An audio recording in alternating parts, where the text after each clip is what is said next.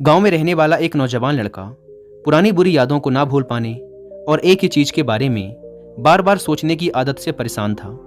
अगर उसे कोई कुछ कह देता या फिर उसके साथ कुछ थोड़ा सा भी गलत हो जाता तो वो बस उसी एक घटना के बारे में पूरे दिन सोचता रहता।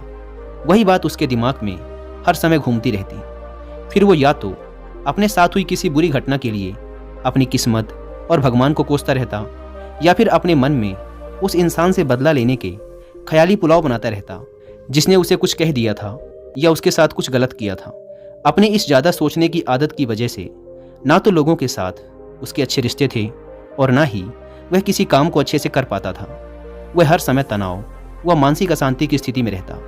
उसकी ऐसी हालत को देखकर उसके एक मित्र ने उसे सलाह दी कि यहाँ पास के ही एक बौद्ध मठ में एक जैन मास्टर रहते हैं, तुम उनके पास जाओ, वो तुम्हारी इस मानसिक समस्या का कोई ना कोई समाधान अवश्य बता देंगे। वह नौजवान लड़का जैन मास्टर के पास जाता है और अपनी समस्या उन्हें बताता है कि कैसे वो एक ही घटना के बारे में बार बार सोचता रहता है और पुरानी बुरी बातों व यादों को भूल नहीं पाता।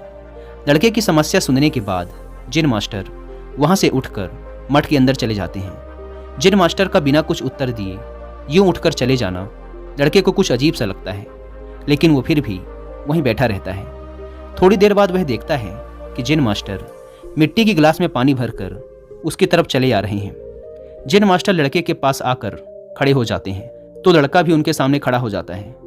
जैन मास्टर लड़के से पूछते हैं, बताओ इस गिलास का वजन कितना होगा? लड़के ने कहा, मैं एकदम सटीक तो नहीं बता सकता, लेकिन इस गिलास का वजन बहुत ही कम है।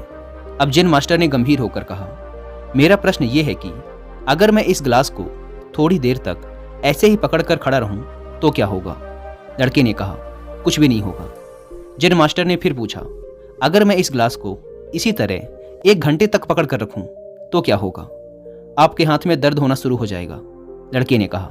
जैन मास्टर ने फिर प्रश्न किया, अगर मैं इस गिलास को ठीक इसी तरह पूरे दिन पकड़ कर रखूं तब क्या होगा?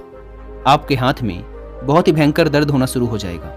आपका हाथ सुन्न भी हो सकता है, आपकी मांसपेशियों में भारी तनाव आ सकता है और यहाँ तक कि आपके हाथ को लकवा भी मार सकता है। लड़के ने गंभीर शब्दों में कहा।